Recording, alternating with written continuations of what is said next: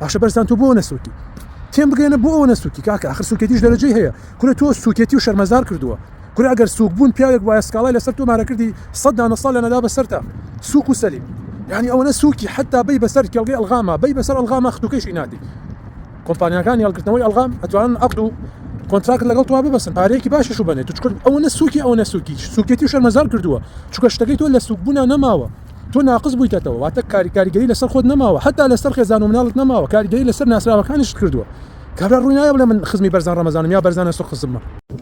السلام عليكم ورحمة الله وبركاته. بإذن پروردگار چۆکم بە بەرزانە سوک دادا و وام لێ کردکەوە تەرکی سوشیال میدیا بکە بەرزان ڕەمەزان کە ئێستا بووە بەجنێ و لەناو خەڵکە ئەو بەرزانە سوکەی کە هەموو بەشەکانی سوک بوون ئەوەی کە تۆ پێڵی سوکێتی لەناو لەسەر ئەم بەرزانە هەیە چونکە مرۆڤی تر هەیە لە بەشێکا سوکە بۆ لەمە هەیە بەس درۆزنە بۆ لەمە هەیە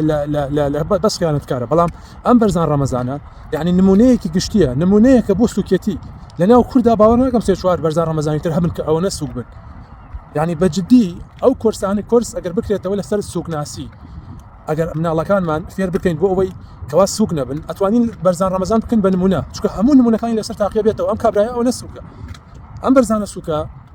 قەدەری ئیلاهی وا بوو ئەو هەڕەشەی لە من نەکرد ئەی وای لە یەکەم نێتەوە سوشیال میدیا و تیکتۆک و لایڤی پێتەرکەکەم کەچی سوبحان الله ڕێک بەسەر خۆی ئاشکایەوە سوبحان الله وام لێ کرد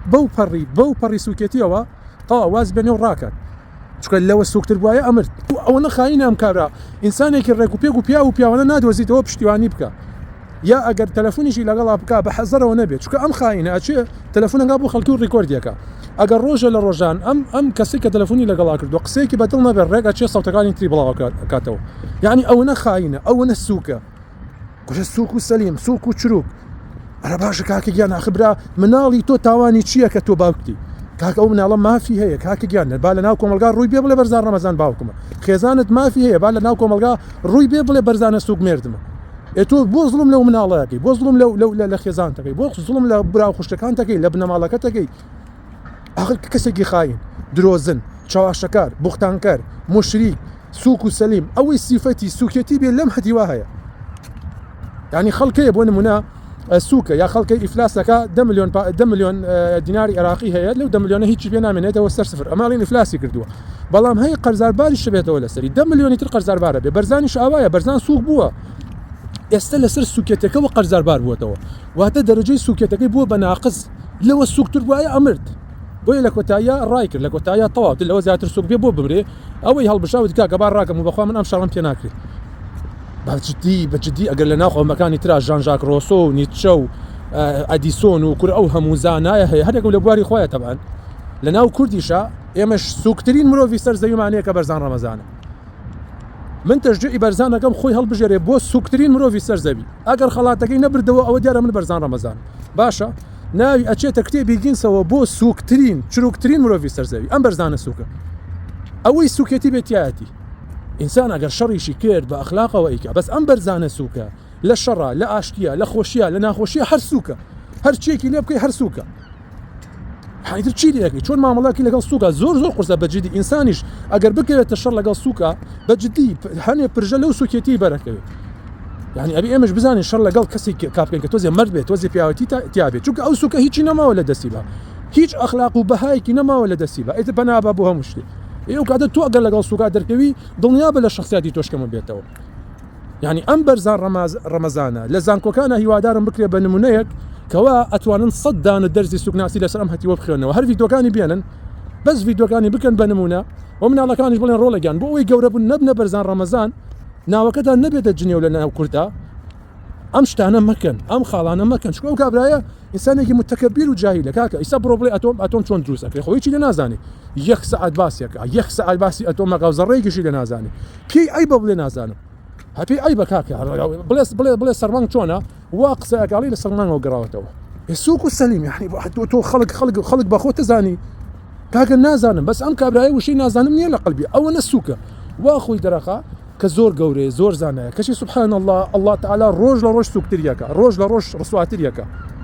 وەکو میزڵدانێک وایە گازی هیلیۆمیتیایە ئەم میزڵدانە بەرزە بێتەوە باشە ئەم میزڵدانە ئەگەر لەسەرەوە سەیری زەوی بکە ئەوە خۆی پێ گەورەیە و زەوی پێ بچووکە بەڵام ئەگەر تۆ لێرەوە سەری ئەو میزڵدانە بکەی هەتا وەکو زیاتر بەرز بێتەوە بە سووکی بچووکترە بێ هەتا ئەو کاتی ئەگاتە شوێنێتتر تیشکی خۆر لێدا ئەتەقی و نەجاتمانەوە لە کۆڵمانەوێتەوە ئەم سووک چروکە بەڵام بەرزانە سووک پێشەوەی بگاتێت ئەو ڕادەیەکە تەواو بتەقێت ئەوە بوو دەستی هەڵگرتوازیێنە ئەگینا لەوە سووکتر وایە ئەم سووک چروکە ئەمرد ینی بەداخەوە بۆ خەڵکی هەولێر ئەو هەموو خەڵکە مەردەیشی تایە بەڵامی تر دانەدانێکی ئاوا سووکیشی تایە دەردیاڵێت چەند بێچەپەڵ نابێ ئەگینا خەڵکی هەولێر مردن بەڵام کە بەرزانە سووکیشی تیاڵ کەوتووە ینی ئەڵێکی بنەماڵێک ئەگەر پارتی بن هەرەوەی تیاڵەکەوێت لە بنەماڵێکی پارتی بەتەمای کێ دەرکەوێت هەر دوانی وەکو بەرزانە سووک دەرەچ ئەجا ئەم سووکە دین بەکارهێنی ئەوە مشکلەکەیە بەهۆی دین بەکارهێنانەوە عاتفەی هەنێ مسلمانی تری جوڵاند و وەڵام الحەمدولله ئێساوی مسلمان و موحید ئەزانێ بایچەنە ئەم سووک و سەلیمی جاسووسە لێ دوورکەوتۆتەوە کۆمەڵێ سووکی هەیە لە خۆی سووکتر هەڵێ سووکە ناسێ بەس ئەو سووکانەی لە بەردەماماوە ئەویش هەر ڕۆژە لە ڕۆژان قسەیە بکەن کۆمنتی بڵێن بە دڵیان نەبێ ڕێک چی ڕیکۆردێکیان هەبێت چی نامەیەکیان هەبێت ئەم بەرزانە سووکە بڵاویەکاتەوە ئەوە نە سووک و چروکە یا ڕەبی هەزار شکر کە ئێمەت نەکرد بە بەرزان ڕەمەزان یا ڕەبی هەزار شکر کە ئەو بەرزان ڕەمەزانە خزمی ئێمە نەبوو ڕۆژە لە ڕۆژە کورە خۆ باش ئاوە لەناو بنەماڵەکەمان نابووایە بووایە هەمومان خۆمان خنکاندایە هەرچەندە خۆخنکاندنی جایز نییە بەڵام چیەکەی کاکە بووە بە پەڵەیەک چی لێەکەی بەس پێم بڵێ چی ئەەکەی بۆ سووکە ئیتر ئەمەش دەرسێک بێ بۆ هەموو سووکەکانی تر بۆ هەموو مشتێکەکانی تر جارێکی تر نەخەڵەتاون خیانەت بکەن دین بەکاربێنن بۆ بەرژەوەندەکانی خۆیان